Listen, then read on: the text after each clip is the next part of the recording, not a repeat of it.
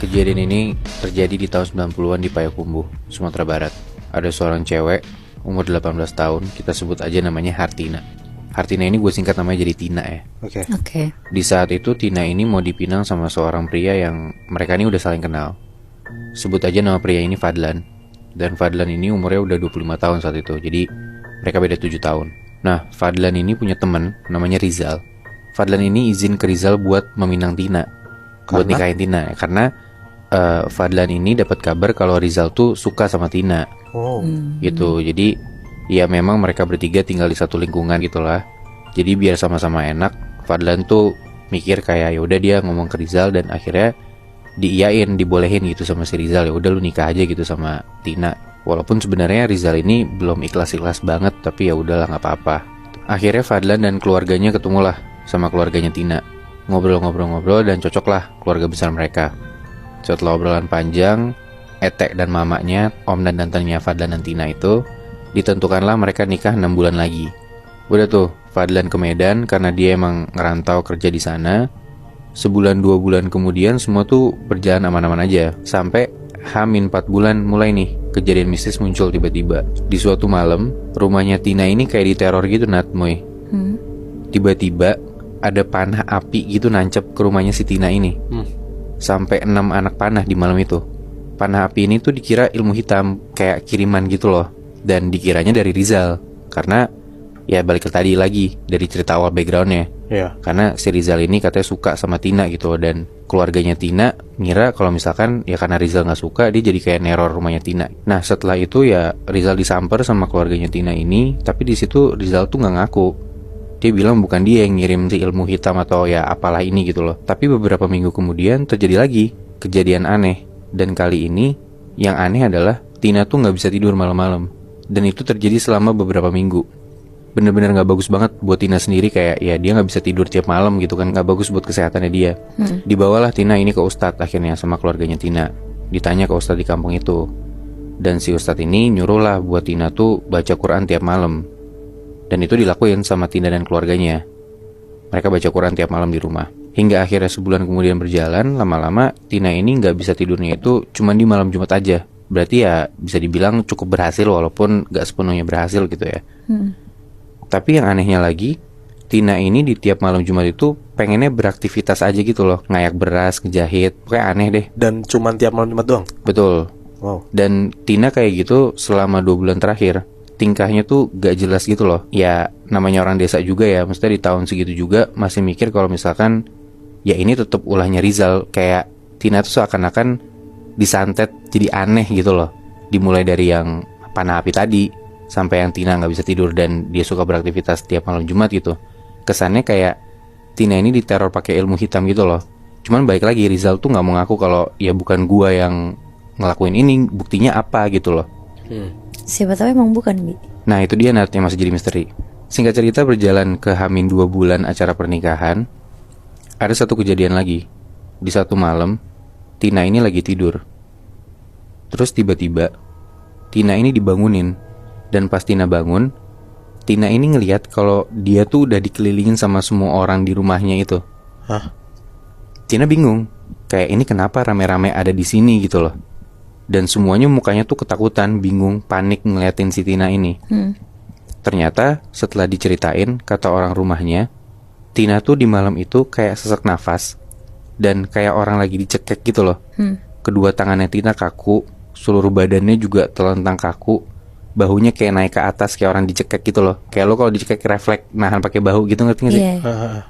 Nah tegang banget gitu badannya, lehernya juga kenceng banget. Kepalanya Tina ini ngedongak ke atas, lidahnya bahkan sampai keluar, sampai bener-bener kayak orang udah mau mati gitu loh.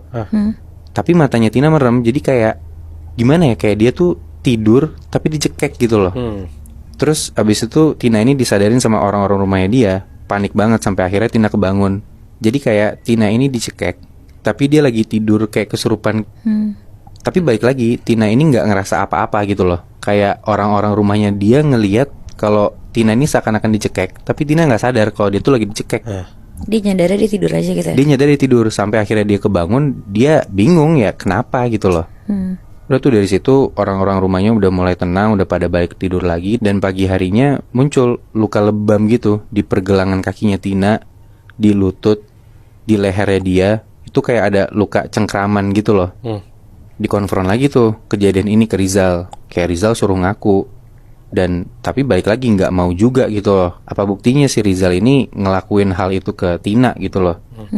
Si Rizal bilang, ya bukan dia yang ngirim-ngirim ilmu hitam, dia juga gak ngerti santet-santetan gitu loh.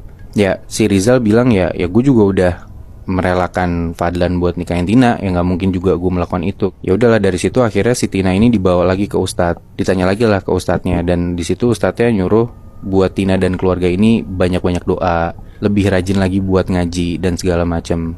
Tapi ternyata saran atau cara dari Pak Ustadz ini tuh nggak berhasil kayak waktu Tina sebelumnya. Yang disuruh sama si Ustadz ini bukannya membaik, tapi justru kali ini Tina tuh makin parah. Tapi ternyata saran atau cara dari Pak Ustadz ini tuh nggak berhasil kayak waktu Tina sebelumnya. Yang disuruh sama si Ustadz ini bukannya membaik, tapi justru kali ini Tina tuh makin parah. Karena setelah itu, di satu malam, ini kejadiannya sekitar jam 3 pagi. Dengan keadaan setengah tidur, Tina tuh ngerasa kakinya dia tuh kayak ada yang megang gitu. Pergelangan kakinya tuh kayak dicengkram kenceng gitu loh, Nat. Di situ keadaannya Tina sadar kayak ya dia setengah tidur, gak kayak sebelumnya. Kalau sebelumnya kan dia nggak sadar kalau dia diapa-apain. Nah ini tuh dia ngerasa kalau dia tuh dicengkram gitu kakinya. Tapi balik lagi Tina nggak bisa gerak di situ, kayak rep-repan gitu loh. Nah posisinya tuh si Tina ini tidurnya telentang. Terus lama-lama dari kakinya yang kerasa tercengkram itu, lama-lama tuh kayak naik ke lututnya dia. Lututnya jadi dicengkram, terus naik lagi ke pinggang. Berasa banget kayak ya megang badannya dia tuh berasa kayak kuku tajam gitu loh. Tapi Tina gak bisa gerak sama sekali. Dan Tina juga gak bisa ngeliat. Nah sampai akhirnya si makhluk ini tuh persis banget ke depan mukanya Tina. Tina ngeliat jelas banget berhadapan sama dia. Makhluk ini ada di atas dia. Muka dan badannya makhluk ini tuh hitam semua. Badannya gede banget, tangannya bener-bener panjang. Dan sosok ini nyekek Tina kenceng banget sampai Tina bener-bener sesak nafas. Sampai bola matanya Tina tuh putih semua. Dan gara-gara kayak gitu, adanya Tina yang tidur di sebelah dia, ya bangunin orang-orang rumah bener-bener panik banget. Panik ngeliatin Tina yang kayak gitu. Karena kayak Tina tuh kayak orang dicekek, persis kayak yang sebelumnya. Tapi kali ini ya Tina ngerasain apa yang sebelumnya dia ngerasain gitu loh. Sekarang dia ngerasa kalau dia benar-benar dicekek dan dia benar-benar sesak napas. Dan yang lebih gilanya lagi, Tina dalam keadaan dicekek gitu, sesak nafas dan benar-benar kayak orang mau mati. Itu benar-benar dari malam sampai ke pagi hari belum selesai juga. Anjing. Jadi kayak dia ngerasa benar-benar sesak nafas, dicekek selama berjam-jam. Sampai di pagi hari itu setelah sholat subuh, barulah Ustadz itu dipanggil lagi ke rumahnya Tina. Dipanggil, Ustadznya datang. Dan di saat itu juga Fadlan dihubungin buat balik ke kampungnya. Karena keadaan Tina tuh udah separah itu, Nat. Si Ustadz ini coba buat sembuhin, tapi hampir mirip kayak sebelumnya. Tina tuh gak bisa langsung sembuh total gitu loh, Nat. Sehari setelah disembuhin, matanya Tina yang tadinya putih semua baru balik normal.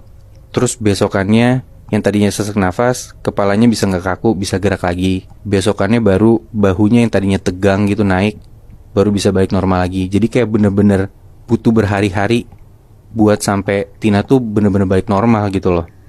Dan itu tuh bener-bener tiap hari Pak Ustadz ini datang ke rumahnya Tina. Sampai akhirnya untungnya setelah seminggu itu Tina tuh udah normal lagi gitu. Ditanyalah akhirnya sama nyokapnya Tina ini ke si Pak Ustadz, kenapa sebenarnya kok Tina bisa sampai kayak gini?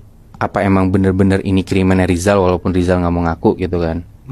Atau memang ada orang yang gak suka sama Tina yang mau nikah sama Fadlan gitu loh. Dari situ Ustadznya bilang kalau yang terjadi sama Tina ini sebenarnya bukan kiriman dari siapa-siapa, tapi karena Tina ini punya dosa. Nah itu dia, membingungkan banget kan sebenarnya. Tapi Ustadznya bilang, pertanyaannya adalah Fadlan mau gak terima dosanya Tina ini? Kenapa? Nah dijelasin tuh sama si Ustadz ini, Tina itu digangguin sama sosok yang namanya sosok Siampa. Siampa. Nah Siampa ini adalah penjaganya Fadlan. Jadi karena Siampa ini gak suka sama Tina, yang ternyata Tina itu udah gak suci, gara-gara dulu Tina ini kesuciannya diambil sama Rizal. Akhirnya si Siampa yang jagain Fadlan ini gak suka dan akhirnya nyerang si Tina gitu loh. Nah ternyata emang si Fadlan ini punya pegangan Siampa gitu loh, Nat, Muy. Tapi Siampa tuh apa ya, Bi? Nah sebenarnya kalau misalkan lo cari di internet atau kayak lo cari-cari infonya, Siampa itu tuh sebenarnya makhluk halus dan emang makhluk yang udah legendaris mitos di Minangkabau gitu loh. Yang mana orang ngelihatnya tuh sebenarnya itu hantu atau makhluk halus atau memang penunggu di sana. Nah cuman dari cerita yang gue dapat, Siampa ini itu tuh penjaganya Fadlan. Nah gue nggak tahu nih sebenarnya yang bener tuh siapa. Maksudnya apakah Siampa tuh emang makhluk halus mitosnya Minangkabau atau memang ilmu hitam atau ilmu bawaan dari seseorang, itu gue belum tahu sebenarnya. Cuman dari yang cerita yang gue dapat, ya Siampa ini adalah penjaga seseorang, itu Fadlan gitu loh. Apa sebenarnya Siampa ini baik kali, Bi? Dia tuh mau nunjukin kalau misalnya tuh dia mau ngejagain Fadlan, tapi jatuhnya malah bentukannya dia kayak nyelakain si Tina gitu loh. Nah itu juga sebenarnya yang dikasih tahu sama orang yang ngasih gue cerita ini.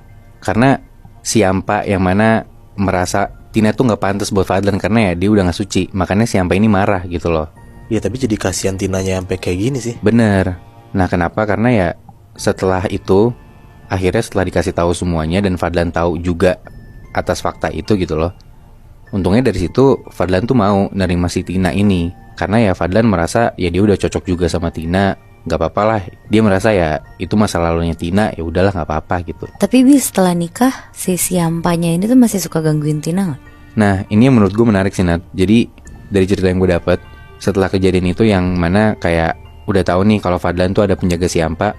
Setelah itu bahkan malah Fadlan ini yang diruqyah. Jadi Fadlan ini diruqyah buat ngilangin si Siampa yang ngejagain dia ini. Dan pas diruqyah ternyata Fadlan ini dari mulutnya itu keluar kelabang yang ukurannya tuh sepanjang lengan manusia. Itu keluar dari mulutnya. Dan semenjak itu Fadlan ini gak dijagain sama si Siampa ini lagi gitu. Jadi justru Fadlan memilih untuk sama Tina, dan dibanding Tina digangguin sama Siampanya, makanya Siampanya dilepas gitu.